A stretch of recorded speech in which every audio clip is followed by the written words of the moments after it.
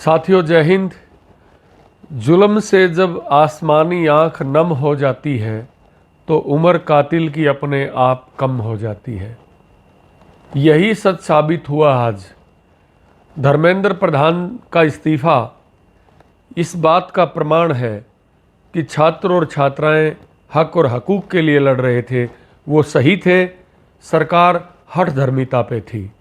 एक मंत्री को बचाने की कवायद थी। राजनाथ सिंह जी कह रहे थे कि यूपीए शासन में इस्तीफे होते थे, एनडीए में नहीं।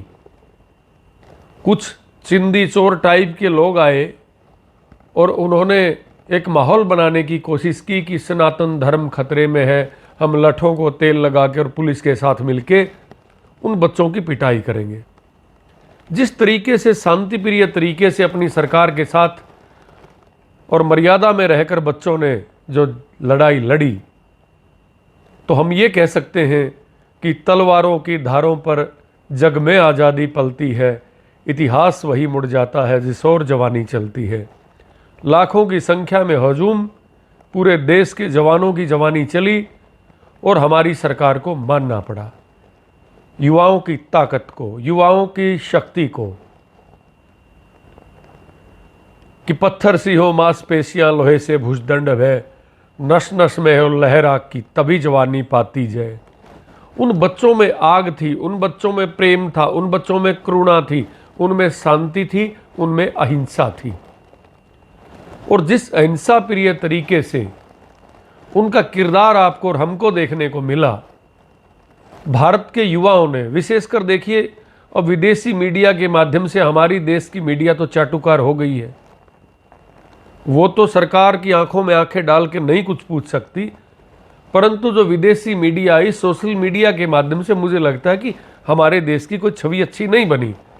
और सरकार का तो मैं शुक्रिया ही अदा करूंगा, अगर वो पहले मान जाते, इन हादसे होने के बाद मंत्री जी इस्तीफा दे देते, तो हमारे मुल्क की ये किरकिरी नहीं होती। एक व्यक्ति को बचाने की कवायद में ये सारा कुछ हुआ। खैर, देर आए दुरुस्त आए। फिर भी हमारी सोशल मीडिया हो या कोई विदेशी मीडिया हो, तो हमारे देश की कोई अच्छी छवि नहीं बनी हमारी सरकार की, उसका हम सबको ये मलाल रहेगा।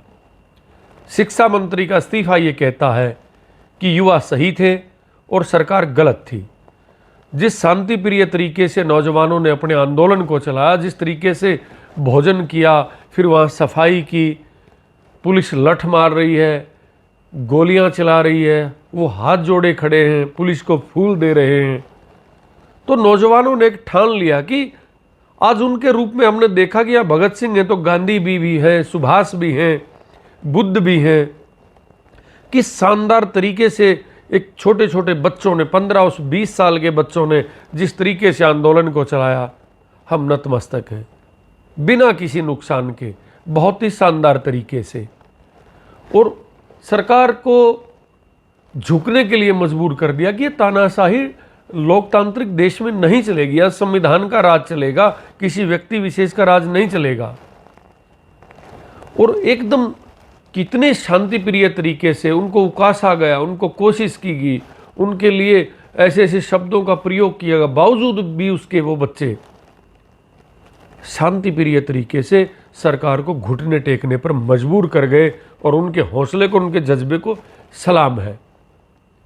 बहुत उनको बदनाम करने की कोशिश की, बहुत ज़्यादा उनको ऐसा उद्वेलित करने की कोशिश की, उनको ऐसा मानसिक आघात पहुंचाने की कोशिश की, उनको बदनाम करने की कोशिश की। फिर भी उन्होंने एक साफ संदेश दे दिया सरकार को कि दरिया तेरी खैर नहीं, अब इन बूंदों ने बगावत कर ली है, नादान ने समझ बुज़दिल इनको, अब लहरों ने बगावत कर ली है। मौत समा हम परवाने, मरने का किसको खौफ यहाँ, तलवार तुम्हें झुकना होगा, अब गर्दन ने बगावत कर ली है। गर्दन ने कटने के लिए जब बगावत कर ली तो सरकार को घुटने टेकने पड़े। और अच्छा किया, ये हमारे ही बच्चे थे, हमारे देश का भविष्य थे। और दुर्भाग्य ये रहा कि ये हालात, ये नौबत नहीं आती तो जो बच्चों का समय खराब हुआ है, जो उनको मानसिक और शारीरिक पीड़ा भोगनी पड़ी है, उससे हम बच जाते। लेकिन इससे एक संदेश भी गया है, भविष्य में कोई भी सरकार कोई भी शासन या प्रशासन शांति प्रिय तरीके से आंदोलन करने वाला जो हमारे देश का संविधान अधिकार देता है उसको दबाने की कोई चेष्टा नहीं करेगा। अगले 50 वर्षों तक इन नौजवानों ने, इन बच्चों ने, इन छात्रों ने, इन छात्राओं ने अब एक नई इबारत लिख दी, ताकत की, एकता की कि हम हक मांगेंगे, हमारे हकों पे कुठाराघात होगा तो नौजवान एक शोर में मुट्ठी बंद करके जब एक होके निकलेंगे तो बड़े से बड़े तानाशाह को या सरकार को झुकना पड़ेगा कि जब जब हमने संगठित होकर अपना कदम बढ़ाया है, सागर ने रास्ता छोड़ दिया, पर्वत ने शीश झुकाया है, नौजवानों की जीत हुई है। और मैं तो ये कहूँगा कि सरकार को गलत किया, लेकिन हम ये नहीं कहेंगे कि सरकार को हम नीचा दिखाएं इस बात में कि तुमने थूक के चाटा, तुमने ये किया। नहीं, देर आए दुरुस्त आए, सरकार ने इस बात को माना और एजुकेशन मिनिस्टर ने इस्तीफा दिया। इसके लिए आप लोगों का धन्यवाद। नहीं तो पता नहीं कितने दिन अगर आंदोलन और चलता तो नौजवान पीछे हटने वाले नहीं थे। उनका समय, उनका शिक्षा का समय वो बर्बाद हो रहा था, जिससे हमारा देश कमज़ोर होता।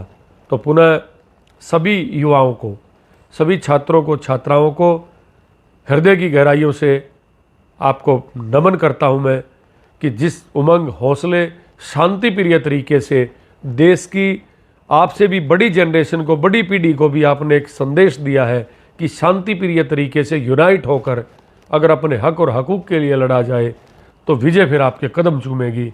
आपको धन्यवाद। जय हिंद, जय भारत।